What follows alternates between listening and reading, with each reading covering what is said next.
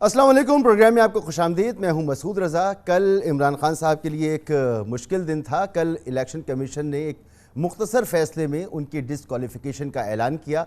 अब ये बहस हो रही है कि उनकी ये डिसक्वालिफ़िकेशन जो है वो इस असम्बली की मुद्दत यानी 11 माह रह गए हैं, इस मुद्दत तक के लिए है या अगले 5 साल के लिए है, या जो तफसीली फ़ैसला आएगा उसमें मुमकिना तौर पर इमरान खान साहब के लिए मज़ीद मुश्किलात होंगी और उनकी पार्टी सदारत भी ख़तरे में पड़ सकती है, उनका सियासी मुस्तक़बिल भी ख़तरे में पड़ सकता है। ये बहस हो रही है क्योंकि इस वक्त तफसीली फ़ैसला हमारे सामने मौजूद नहीं है। जो तफसीली फ़ैसला सोशल मीडिया पर सर्कुलेट कर रहा है वो अनसाइंड है, उसकी ओनरशिप इलेक्शन कमीशन ने नहीं ली है, लिहाजा उसकी बुनियाद पर बातें करना इस वक्त शायद बहुत अक्लमंदी की बात नहीं होगी।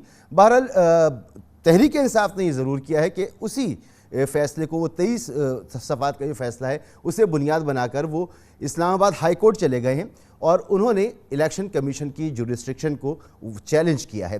तो वहाँ पर भी समाअत होगी, ये मामला अब इस तरह से आगे बढ़ेंगे।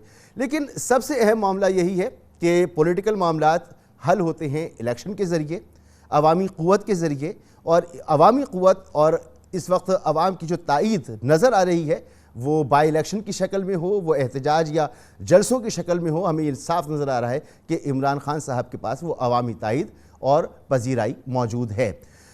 इस नतीजे के आने के बाद, इस फैसले के आने के बाद ये ज़रूर हुआ है कि PDM को एक बयानिया मिल गया है कि अगर इमरान खान ये कहते हैं कि दूसरे लोग चोर हैं, डाकू हैं, लुटेरे हैं, वो खाइन हैं, तो अब इमरान खान जो हैं वो भी सर्टिफाइड चोर हैं, सर्टिफाइड खाइन हैं।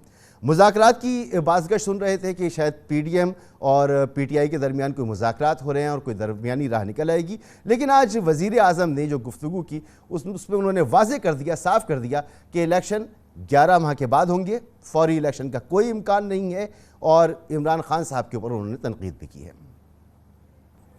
यानी पॉलिटिकल टेम्परेचर बढ़ेगा, सियासी दर्जा हरारत में इजाफा होगा, और इसकी तायीद, इसकी तस्दीक न सिर्फ वज़ीर आज़म पाकिस्तान ने की है बल्कि चेयरमैन तहरीक इंसाफ साबिक़ वज़ीर आज़म इमरान खान ने भी इसकी बाकायदा तस्दीक कर दी है, और वो कह रहे हैं कि जुमे के रोज़ वो अपने लॉन्ग मार्च की तारीख़ का ऐलान कर देंगे और मुज़ाकरात अब हों, इसकी कोई उन्हें तवक्को नहीं है।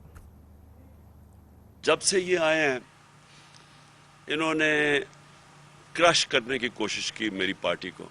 बैकडोर चैनल से तो बातचीत हमेशा होती रहती है, पॉलिटिकल पार्टीज हमेशा बातचीत करती है, तो हमारे लिए कोई मुज़ाकरात सिर्फ इधर तक अहमियत है कि इलेक्शन हो, लेकिन मुझे पूरा यकीन है कि इन्होंने इलेक्शन नहीं करवाने। मुझे अब कोई उम्मीद नहीं है इलेक्शन की, और इंशाल्लाह मेरे ख्याल में जुमे को मैं अनाउंस कर दूंगा अपनी डेट लॉन्ग मार्च की। जुमे को अनाउंस कर दूंगा किस दिन निकल रहे हैं हम। जब पकड़ लेंगे तो ये लॉन्ग मार्च नहीं होगी, यानी क्या लोग चुप करके बैठ जाएंगे? अगर ये मुनज़्ज़म एहतजाज का रास्ता रोकेंगे तो केओस हो जाएगा। कौम तो तैयार खड़ी है, कौम तो ये मुल्क ही बंद हो जाएगा। तो ये फैसला कर ले क्या चाहते हैं। आज इमरान खान पर मज़ीद दहशतगर्दी की दफ़ात से भरी FIRs काट दी गई हैं कि उन्होंने एहतजाज जो हुआ इस्लामाबाद में वो उनकी ईमा पर हुआ था और उन्हें फिर नामज़द कर दिया गया है। मुझे नहीं मालूम कि तहरीक इंसाफ की लीडरशिप के ख़िलाफ़ इस तरह के इक़दाम से PDM क्या हासिल करना चाह रही है। ये जो बयानिया इस वक्त हमारे सामने है चोर डाकू लुटेरे के अगेंस्ट कि इमरान खान भी खाइन है, इसको भी पजीराई अवाम में मिलेगी या नहीं मिलेगी, एक बोदा सा बयानिया मालूम होता है, इस पर भी बात करेंगे। लेकिन इस फैसले के जो कल आया, इसके जो कानूनी नुकात हैं, कई अहम सवालात हैं, उस पर हम तफसील से बात करेंगे। हमारे साथ मेहमानों में मौजूद हैं जनाब वसीम सज्जाद साहब, माहिर आईन व कानून और साबिक़ सदर पाकिस्तान। सर बहुत शुक्रिया आपका, आपने वक्त दिया। इसके अलावा मुस्लिम लीग नून की नुमाइंदगी करेंगे यहाँ पर मोहसिन शाहनवाज रांझा साहब, और तहरीक इंसाफ की नुमाइंदगी करेंगे जमशेद इकबाल चीमा साहब। तीनों मेहमानों का बहुत बहुत शुक्रिया।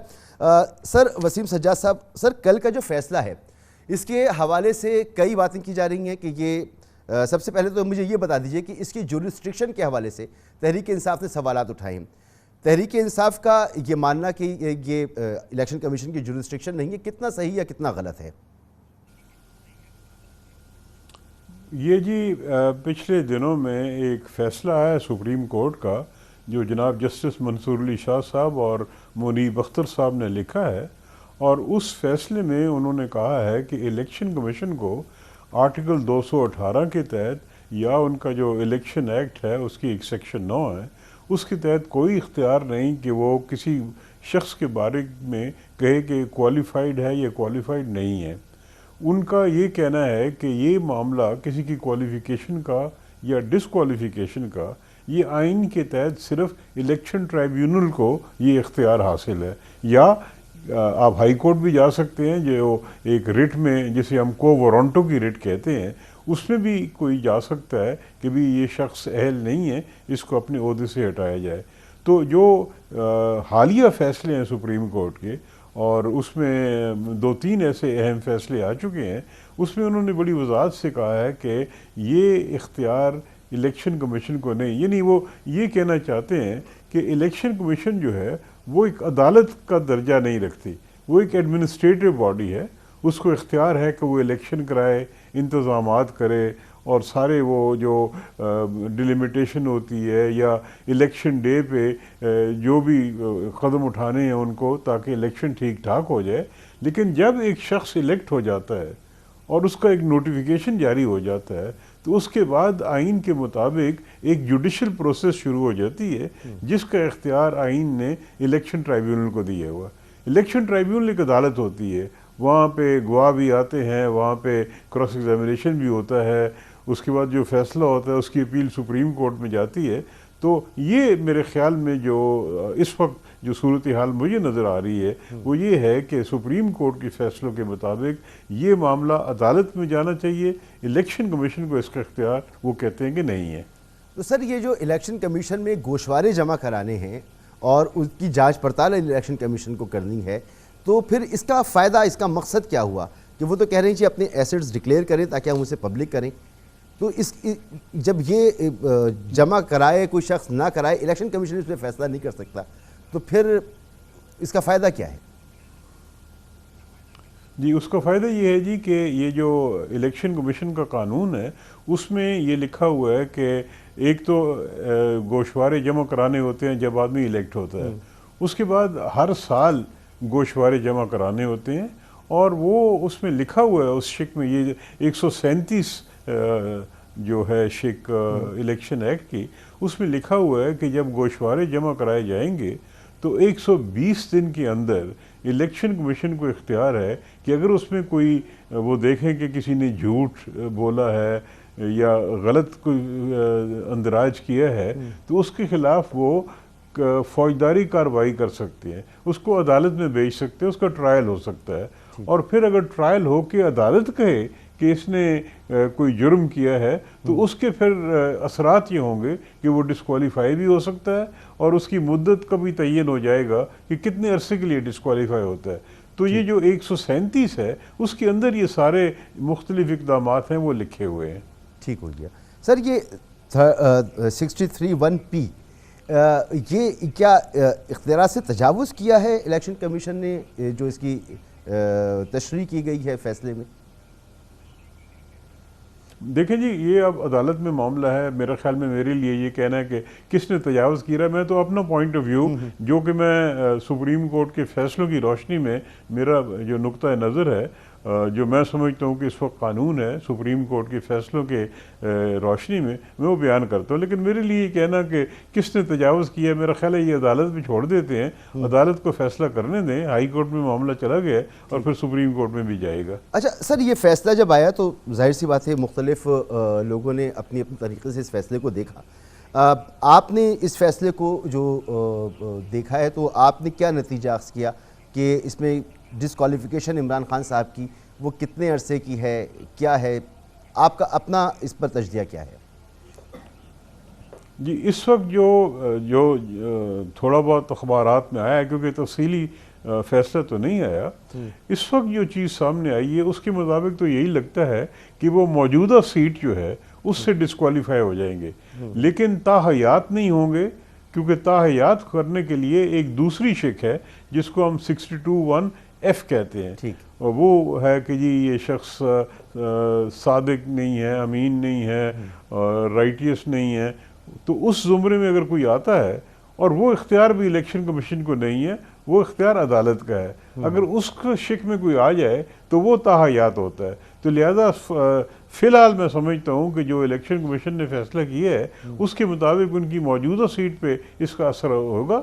उसके बाद अगर ये मामला अदालत में जाता है, किसी फौजदारी की अदालत में जिस तरह के कहा गया है, तो और अदालत उनको सज़ा कर देती है, तो फिर उस पर सज़ा पे बुनियाद बनेगी कि कितने अरसे के लिए उनको डिस्क्वालीफाई किया जाता है। 5 साल तक हो सकता है, उससे कम भी हो सकता है। ठीक, तो ये कल का जो फैसला है इसमें आज़म नज़ीर तारड़ साहब कह रहे हैं कि ये क्योंकि कल ये फैसला सुनाया गया है तो कल की तारीख से लेकर अगले 5 साल तक इमरान खान जो हैं वो नाअहल होंगे। तो वज़ीर क़ानून का ये कहना कितना दुरुस्त होगा? मैं दोबारा रब्ता करने की कोशिश करूंगा वसीम सज्जाद साहब से। बड़े अहम कानूनी नुकात हैं जिसकी क्लैरिफिकेशन ज़रूरी है और बेहतरीन शख्सियत हैं वसीम सज्जाद साहब। चोटी के माहिर आईन कानून हैं और सदर पाकिस्तान रह चुके हैं, चेयरमैन सेनेट का ओहदा आप संभाल चुके हैं। जमशेद इकबाल चीमा साहब, इस सूरत हाल में फोर्सी क्या कर रहे हैं अब आप लोगों का क्या लाहे अमल है? एक तो आप लोग चले गए इस्लामाबाद हाई कोर्ट में और एक ऐसे फैसले को आपने बुनियाद बनाया है जिस पर अभी साइन भी नहीं हुए, तो इतनी जल्दी किस बात की है, किस बात का खौफ है? अगर ये गलत फैसला है तो फिर किसी वक्त भी आप चले जाते।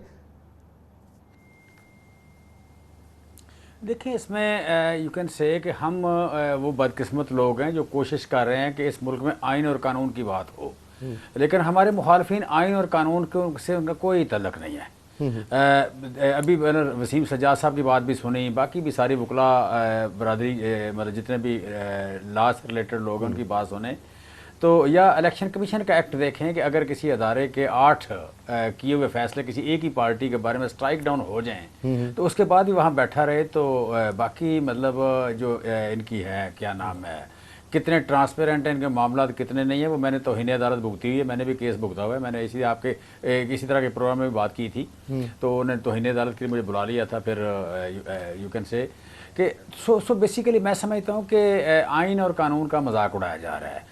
और फिर जो इस वक्त PDM की जो हुकूमत है या उनके सरपरस्त हैं, हैंडलर हैं। अच्छा, ऐसा करते हैं जमशेद इकबाल चीमा साहब, वसीम सज्जाद साहब लाइन पर मौजूद हैं, तो ये कानूनी मामला जो है पहले उनसे थोड़ा डिस्कस कर लें, फिर हम सियासी बहस की तरफ आते हैं। कर ले सर ये जो वसीम सज्जाद साहब वज़ीर क़ानून जो कह रहे हैं कि ये डिस्क्वालिफिकेशन कल की तारीख से लेकर अगले 5 साल तक के लिए है, ये बात कितनी दुरुस्त है? देखिए जी, ये जिस समय मैंने अर्ज़ किया ना जी कि अभी तक जो सीट सामने आई है उसमें उन्होंने कहा है कि वो डिस्क्वालीफाइड है, यानी ताहयात नहीं है और 5 साल का जिक्र भी नहीं है।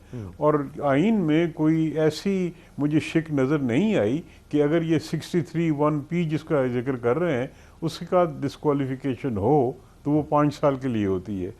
आइन ये कहता है और कानून ये कहता है कि अगर कोई शख्स जुर्म करे तो फिर वो जो जुर्म होगा वो एक अदालत फैसला करेगी और वो जब सज़ा हो जाएगी उस सज़ा की बुनियाद पे तयन किया जाएगा कि ये डिस्क्वालिफिकेशन कितने अरसे के लिए है। 5 साल उसकी हद है, उससे कम भी हो सकती है। अगर उनको 62(1)F वो जो मैं आपको अर्ज़ कर रहा था, वो जो शिक है कि कुछ अमीन वाली और राइटियस वाली, उसके ज़ुमरे में कोई आता है तो वो ताहयात होता है। लेकिन वो यहाँ पे एक तो लागू नहीं की गई और दूसरा इलेक्शन कमीशन को इख्तियार भी नहीं, वो सिर्फ अदालत को इख्तियार होता है। बिल्कुल ठीक हो गया सर। अब एक इस फैसले के बाद एक सियासी बयानिया ये आ रहा है कि इमरान खान जो हैं वो खाइन डिक्लेयर हो चुके हैं, तो कानूनी ज़बान में भी यही कहा जाएगा कि वो खाइन और एक करप्ट आदमी, करप्ट प्रैक्टिसेस पर अमल करने वाले वो डिक्लेयर हो चुके हैं। बहरहाल जी, मैं इस चीज़ पे मेरा ख्याल है तबसरा ना करूँ तो बेहतर है।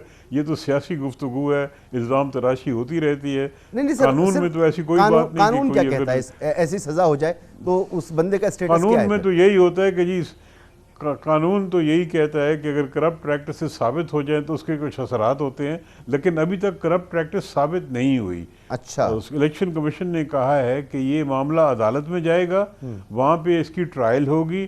ट्रायल जब होगी तो उसमें अगर फैसला हो जाएगा उनके खिलाफ तो फिर उनको सज़ा हो सकती है। तो सर बिल्कुल एक आम आदमी की तरह मैं जानना चाह रहा हूँ कि अगर करप्ट प्रैक्टिसेस साबित नहीं हुई तो इमरान खान साहब डिस्क्वालीफाई कैसे हो गए? जी, वो जिस मैंने अर्ज़ किया ना जी कि मेरे ख्याल में तो ये कुछ कमज़ोरियाँ हैं इस फैसले में, और मेरे ख्याल में ये इलेक्शन कमीशन जो है उसको ये इख्तियार नहीं होता कि वो अदालत के इख्तियारात इस्तेमाल करे। लिहाजा अब ये मामला हाई कोर्ट में चला गया है, उसके बाद चाहे सुप्रीम कोर्ट में जाए, तो अब ये मामलात वहाँ पे खुल के सामने आएंगे और हाई कोर्ट और सुप्रीम कोर्ट फैसला करेंगे कि इलेक्शन कमीशन के जो इख्तियारात हैं उसकी क्या हद है, वो ये कर सकते हैं नहीं कर सकते। मेरे ख्याल में वो जो जिस तरह किया गया है उनको जो इख्तियार है आइन के तहत, वो तो ये है कि अगर कोई डिस्क्वालीफाइड हो गया है, यानी वहाँ लफ्ज़ ये लिखा हुआ है कि if a person has become disqualified, और ये सवाल उठता है कि हो गया या नहीं हुआ, तो फिर स्पीकर उसको भेजेंगे। तो वो जो डिस्क्वालीफाइड हो गया है तो उसकी डिस्क्वालिफिकेशन अगर कोई किसी केस में सज़ा हो जाती है या उसमें मुख्तलिफ शिकें हैं, तफसील में जाऊँगा तो बड़ा लंबा वक्त हो जाएगा, तो वो चीज़ें जब साबित हो जाएं तो फिर डिस्क्वालिफिकेशन होती है। तो जिस तरह मैंने अर्ज़ किया कि अब ये मामला हाई कोर्ट में चला जाएगा, वहाँ पे मेरा ख्याल में वज़ाहत से ये बात सामने आ जाएगी और हदूद भी तय्यन हो जाएंगे, फिर सुप्रीम कोर्ट में जाएगा, वहाँ मज़ीद वज़ाहत हो जाएगी। सर मेरे साथ ही रहिए, मोहसिन शाह नवाज़ रांझा साहब भी एक पटिशनर हैं इस सारे मामले के। मोहसिन साहब बहुत शुक्रिया, थोड़ी सी देर से आप आए, मगर जनाब वसीम सज्जाद साहब ने, जाहिर सी बात है उनसे बेहतर कौन आइन और कानून को समझेगा, वो ये फरमा रहे हैं कि करप्ट प्रैक्टिसेस साबित नहीं हुई और ये दायरा इख्तियार इलेक्शन कमीशन का नहीं है कि वो किसी को नाअहल करार दे। तो साफ मालूम हो रहा है कि ये हाई कोर्ट में जाएगा तो ये मामला उड़ जाएगा। कल तो आप लोगों ने बड़ी खुशियां मनाएंगे इस मामले पर। देखिए, पहली बात यह है कि अगर हमने एक अपना खुशियां पार्टी के लोग बिल्कुल मनाते हैं, और वर्कर्स जब ये तहरीक इंसाफ की एक शुरू कराई हुई रवायत है कि जब भी किसी मशहूर पॉपुलर लीडर को, जिस तरह मियां नवाज शरीफ साहब को जब नाअहल किया गया, तो ये इन्होंने मिठाइयाँ बांटी थी और वो मकाफात अमल है, मैं तो उसके ऊपर यही कहूँगा। और दूसरी बात ये, जहाँ तक इस चीज़ का सवाल उठता है कि इस केस के बारे में, इस फैसले के बारे में, आइन और कानून की जो सिचुएशन है, क्योंकि इस केस का मैं भी मुद्दई हूँ और पहले दिन से ये एक टीम वर्क था और हमने एक अपनी कौमी जो हमारी फरीज़ा था हमने वो अदा किया है। एक कानून है पाकिस्तान का, लॉ ऑफ द लैंड है, और उसके ऊपर जिम्मेदारी है सबकी कि उसके ऊपर अमल दरामद करना और करवाना। तो हमारा तो इसमें ये मकसद था कि हमने अगर एक मिस स्टेटमेंट इमरान खान की पकड़ी गई, चोरी पकड़ी गई, तो हमने तो वो सामने रखी। करप्ट प्रैक्टिस जो है, ये कानून जो है इलेक्शन एक्ट का, उसके बीच में लिखा हुआ है सेक्शन में कि अगर आप गलत बयानी करेंगे और आप अपने गोशवारे में झूठ बोलेंगे, क्योंकि नीचे हल्फनामा होता है, तो वो करप्ट प्रैक्टिस तस्वर किया जाएगा। और करप्ट प्रैक्टिस की जो सजाएं हैं वो भी इलेक्शन एक्ट के बीच में। एक मिनट मोहसिन साहब, अब बात यह है कि अभी वसीम सज्जाद साहब ने यहाँ पर एक से ज़्यादा सुप्रीम कोर्ट के फैसलों की मिसाल दी कि उसमें सुप्रीम कोर्ट हालिया फैसलों में कह चुकी है कि इलेक्शन कमीशन के पास ये इख्तियार नहीं है कि वो किसी मेंबर पार्लियामेंट के लिए अहलियत का सवाल उठाए या उस पर फैसला दे। ये इलेक्शन ट्रिब्यूनल का काम है, इलेक्शन कमीशन ये काम कर नहीं सकता। देखिए बात यह है, पहली बात यह है कि ये एक ट्राइब्यूनल था, पहली बात। दूसरी बात यह है कि जितने भी पाकिस्तान की लीगल हिस्ट्री में केसेस ज़्यादा आए हैं, वो प्री इलेक्शन जो डिस्क्वालिफिकेशंस होती हैं, नॉमिनेशन पेपर्स जब लोगों के रिजेक्ट होते हैं, एक्सेप्ट होते हैं, उस पर एतराज़ात होते हैं, वो एतराज़ात जो हैं वो इलेक्शन ट्राइब्यूनल में जाते हैं। इलेक्शन ट्राइब्यूनल जो होता है वो इलेक्शन होने के बाद जो बना होता है, उसके बीच में वो उन प्री इलेक्शन जो एनॉमलीज़ होती हैं नॉमिनेशन पेपर्स की, जिनके बारे में 62 और जिनका जिक्र है कि प्री इलेक्शन क्वालिफिकेशंस हैं और डिसक्वालिफिकेशंस हैं, जिसमें ये बड़ा मशहूर वो सादिक और अमीन वाली बात है, ये इलेक्शन से पहले वाले मामला हैं। इलेक्शन होने के बाद अगर किसी रुकन कौमी असम्बली कोई ऐसी गैर कानूनी हरकत करता है, तो फिर उसका प्रोसीजर बहुत मुख्तलिफ है।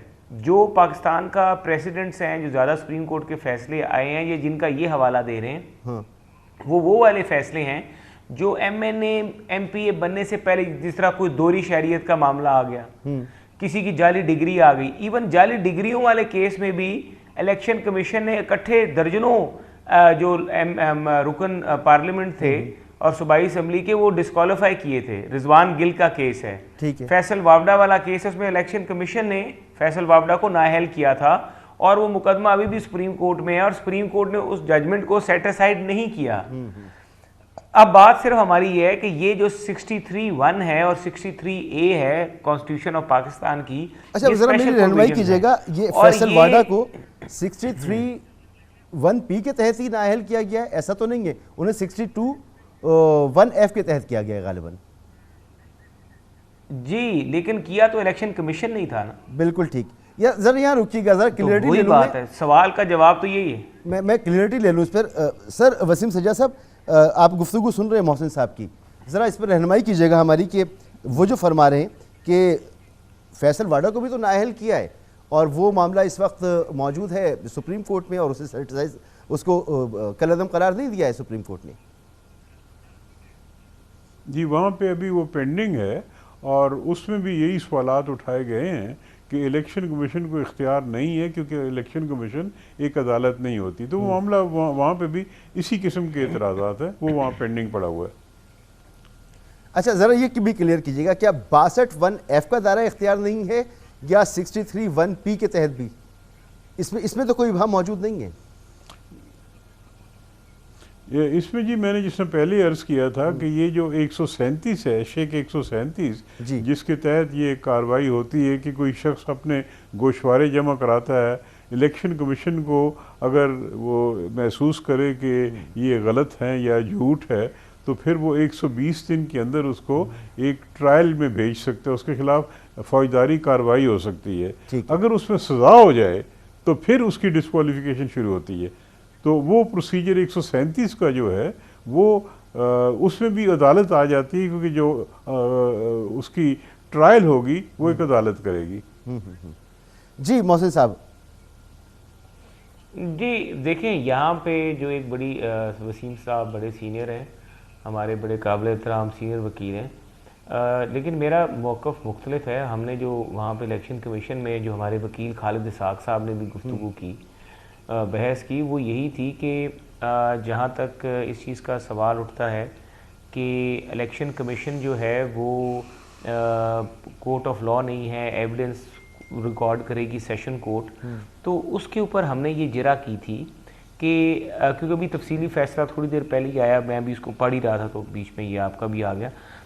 तो हमारा ये था, हमने जो जिरा वहाँ पे की थी हमारे वकील साहब खालिद इसाक साहब ने, हमारी जिरा ये थी कि जहाँ पर एविडेंस कलेक्ट करने का मामला हो तो वहाँ पे तो समझ आती है कि वैसे ये एक अलग बात है कि election commission court of law है कि नहीं है।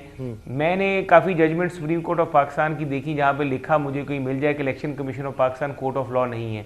मुझे एक भी जजमेंट नहीं नजर आई जिसमें लिखा हो election commission of Pakistan court of law नहीं है। ठीक है। सेकेंडली जो ये जहाँ तक इस चीज़ का सवाल है कि एविडेंस कलेक्शन की तो ज़रूरत इस तरह होती है कि इमरान खान साहब ने एक सीधे सी बात है कि एक झूठ बोला, उन्होंने तस्लीम कर लिया, उन्होंने कहा कि हाँ मैंने तोशा खाना से लिए हुए तहाइफ जो हैं वो ज़ाहिर जो हैं वो किए और ये बैंक अकाउंट है जिसमें वो पैसे पड़े हैं। इन्होंने जो जब ये तहाइफ ले रहे हैं वो तहाइफ हैं एवेल्यूएशन के मुताबिक 10 करोड़ 20 लाख के, 20% अदा करने के बाद। अब उनका जो मुनाफा बचता है वो ये 10 से 8 के बीच में उनका मुनाफा है, वो सारे जो सामान उन्होंने बेचा है। मुनाफा अगर उनको शो करना चाहिए तो उनका मुनाफा बनता था 8 से 10 करोड़ के बीच में। अब वो जिस अकाउंट की तरफ बता रहे हैं वो कह रहे हैं इस अकाउंट में 5 करोड़ रुपए जो पड़े ये तोशा खाना के तहाइफ से हासिल हुए। तो पहली तो बात ये है कि ये 3-4 करोड़ का भी फर्क देखे ना, उस पर टैक्स आपने पे करना होता है। ठीक है। एक तरफ पूरी कौम को टैक्स का लेक्चर देते रहे, खुद टैक्स नहीं पे किया, तो वो डिक्लेयर करने होते हैं आपको, क्योंकि टैक्स लगता है ना उन पे, आपकी इनकम आती है। तो वो टैक्स छुपाने के लिए इन्होंने पैसे कम जाहिर किए। टैक्स के वकील कई दफ़ा इस तरह की चीज़ें करते हैं और गलतियां छोड़ जाते हैं, और यही गलती यहाँ पर भी है। सर उन्होंने मुझे ब्रेक के लिए कहा जा रहा है, ब्रेक के बाद जमशेद इकबाल चीमा साहब भी हैं और वसीम सज्जाद साहब भी हैं और आप भी हैं। बड़ी इंटरेस्टिंग बात तो ये हो गई कि वसीम सज्जाद साहब ये फरमा रहे हैं कि कोर्ट ऑफ लॉ तसव्वुर नहीं किया जाता, इलेक्शन कमीशन को आप कहते हैं किया जाता है, और यही अब पिटीशन लेकर तहरीक इंसाफ इस्लामाबाद हाई कोर्ट में भी चली गई है। तो ये सारे मामला तो अपनी जगह, इसके अलावा जो नाअहली के लिए आज़म नज़ीर तलड़ साहब फरमा रहे हैं, वो किस बुनियाद पे फरमा रहे हैं कि 5 साल की होगी और कल से ये तारीख शुरू होगी, ये भी मैं आपसे पूछूंगा। हालांकि वसीम सज्जाद साहब भी फरमा रहे हैं कि ऐसी तो कोई चीज़ मौजूद नहीं है कि ये मुद्दत जो है वो उसका तयन भी इसी फैसले के साथ हो गया हो, उसका एक अलग प्रोसीजर है। तो एक ब्रेक के बाद इस गुफ्तगू को आगे बढ़ाते हैं।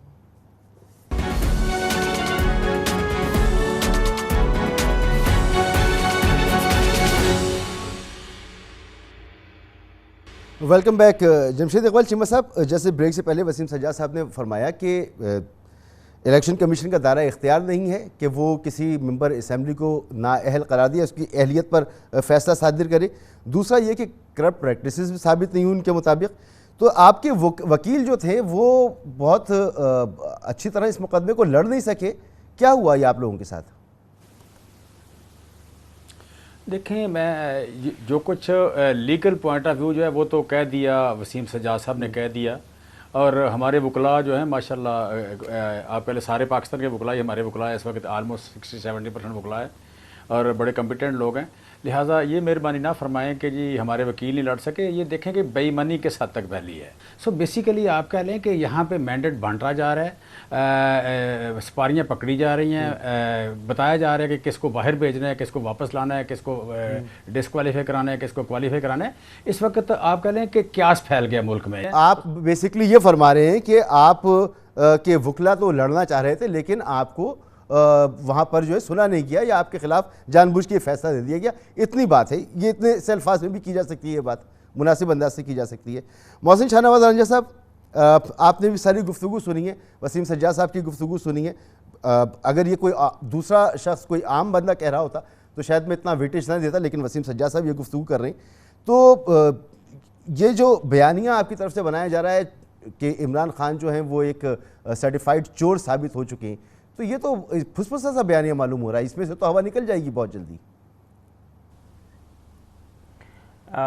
देखिए, जहाँ तक बयानिए की बात है कि वो सर्टिफाइड चोर हैं, फ़िलहाल तो चोर हैं। आज की तारीख तक तो वो चोर हैं। ना आपके कहने से वो सादिक और अमीन बन सकते हैं, ना मेरे कहने से वो बन सकते हैं, क्योंकि एक हमारे अदारे ने जिसको जो इख्तियारात हैं पाकिस्तान के कानून और आइन के नीचे हासिल हैं, उसने उस इख्तियारात को इस्तेमाल करते हुए एक फ़ैसला दिया है। अब ये बात बाद में इस्लामाबाद हाई कोर्ट में जाएगी तो वहाँ पर फिर देखा जाएगा कि ये फ़ैसला जो है इसके ऊपर क्या कानूनी बहस होती है और कहाँ पे बात जाती है। लेकिन जहाँ तक मैं आपको बताऊँ जी, यहाँ पे इस कौम को सादिक और अमीन का जो ये इमरान खान की जो सोशल मीडिया स्ट्रैटेजी थी वो अच्छी साबित हुई और लोगों का एक ब्रेन वॉश हो गया और उनको ये कहा गया कि जी ये मिस्टर क्लीन है। आप तोशा खाना का रिकॉर्ड निकाल के देखें, चले करोड़ों रुपए की घड़ियाँ तो एक बड़ी बात होगी, बेच दी। छोटी छोटी चीज़ें सबसे बड़ी चीज़, एक आईफोन मौसूफ ने लिया और उसकी कीमत लिखवाई हुई है 35,000 रुपया। मुझे बताएं कि 2018 में आईफोन की 2018 में कीमत 35,000 रुपया। मगर मोहसिन साहब, ये तो आपका केस नहीं था। प्यालियाँ, आपका केस तो ये नहीं था। केस नहीं था। मैं एक आपको नहीं, मेरा केस ये नहीं है। मैं केस तो मेरा हो गया। मैं आपको एक इंसान का करप्शन का म्यार समझा रहा हूँ जो हमारी कौम समझ नहीं रहे। ये टके मारी होती है, ये पैटी थीफ है कि आप पैटी थीफ होते हैं तो आप छोटी चीज़ भी नहीं बख्शते। आपने पानी की बोतलें, एस्ट्रे, रग, टेबल मैट, ग्लास, पिरच प्याली, छोटी छोटी पैटी चीजें, अगर किसी माली अगर को ये भी चोरी है, वो भी जिसे आप बयान फरमा रहे हैं, एक आम आदमी को भी आप पाकिस्तान का वजीर आजम बना देंगे, आप बहुत ही क्रेडिबल आदमी हैं, पाकिस्तान का वजीर आजम बना आप जो देंगे, गुफ्तगू फरमा रहे हैं, तो वो ये नहीं करेगा। अगर छोटी सी भी कोई चोरी है ना, तो आप उसे भी ले जाकर और इमरान खान साहब को डिस्क्वालीफाई करवा सकते हैं।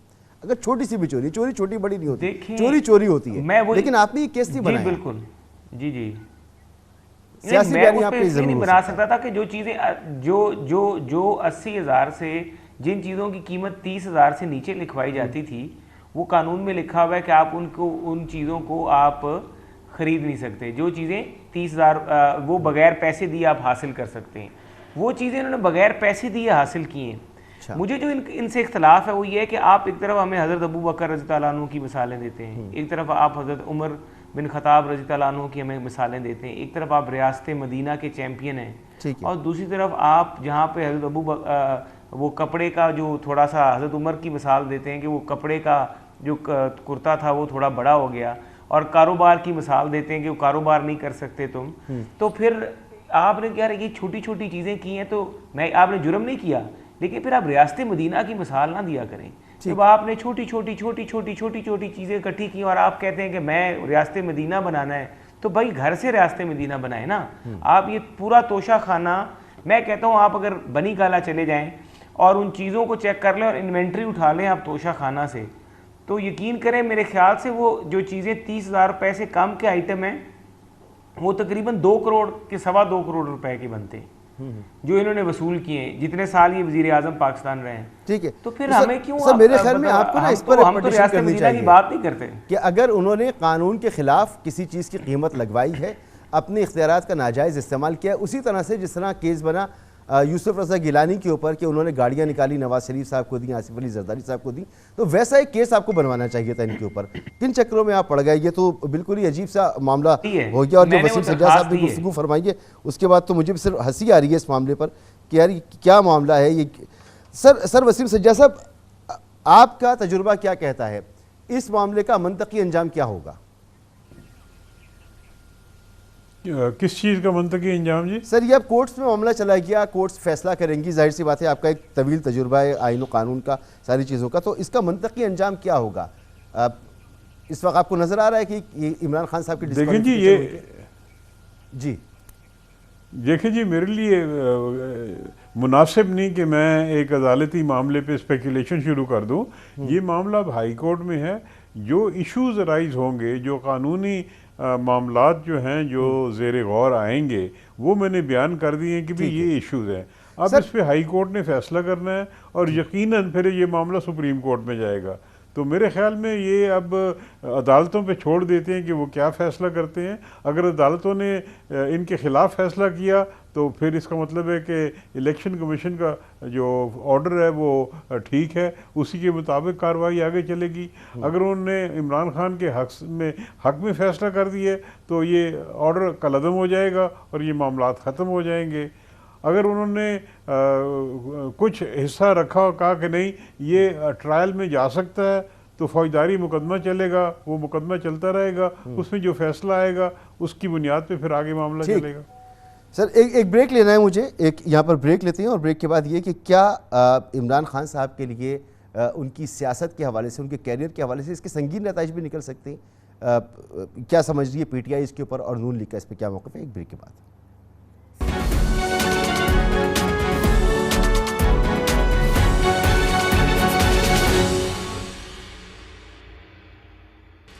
Welcome back. और वक्त मेरे पास ख़त्म हो चुका है। मोहसिन साहब आपका शुक्रिया, जमशेद इकबाल साहब आपका शुक्रिया, वसीम सज्जाद साहब आपका बहुत बहुत शुक्रिया। इजाज़त दीजिए, अल्लाह हाफ़िज़।